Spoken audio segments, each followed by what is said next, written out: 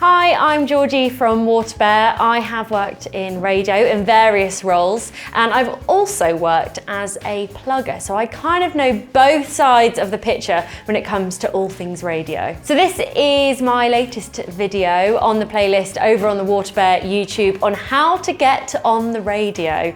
Last time we had a little chat about making press releases for your band or for you as an artist. So these are my top 5 tips on how you can successfully send out your press release. So you already know how to make a press release because you have watched the previous video all about it. And if you haven't, don't worry, the link to watch it is in the description. So tip number 1 is before you do anything, have a think about who you want to send it to. Have a think who is relevant to your music, what shows, what stations, what presenters might be into it. I know that like on a station that I worked at, we basically played just sort of pop commercial type songs.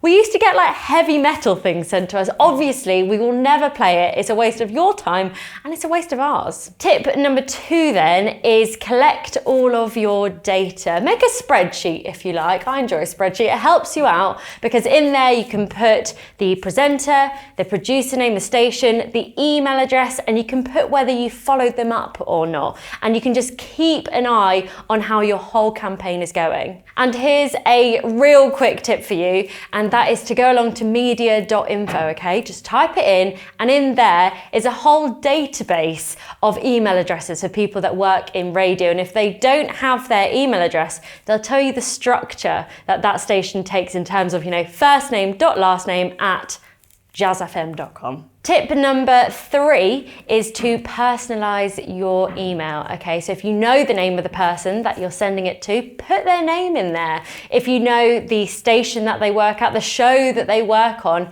throw that in there as well, because having that personalization means you care. You've taken the time out of your day to really find out about them, and then you know that you're targeting the right person as well. There's nothing worse on the flip side than if you put someone's name and incorrectly spell it. For example, when I was a music coordinator, to receive an email from a band or an artist or a plugger addressing it to Georgia, probably didn't open it or look at it for very long, I won't lie to you. So that takes me back up to my point about doing a spreadsheet, because if the facts are right on there, you'll get them right on the email too. Extra tip for you then is if you don't know the names of the people that you're sending your emails to, don't worry, you can put your name in the to, your email address, and then put their email addresses all together in the BCC bit, okay, which means they can't see who else you've sent the emails to, which looks a lot cleaner, it's better, it maybe still feels slightly more personalized to them,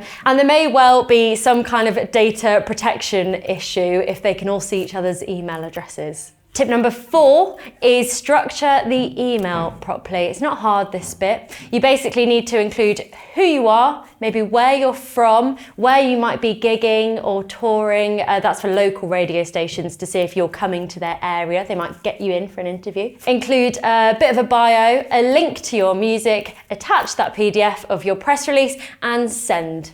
And lastly, tip number 5 is it is fine to ask for feedback, okay? If you aren't getting your music played, it'd be good to know why. And if they do send you some kind of, maybe more critical feedback, don't take it personally. If they've sent it back to you, they want you to grow.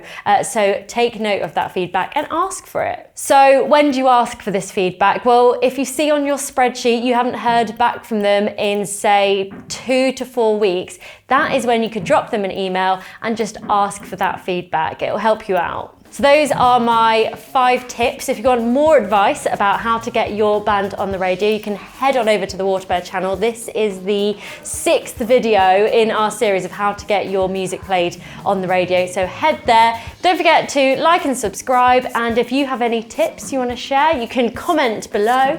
My name's Georgie from WaterBear, and I will see you very soon.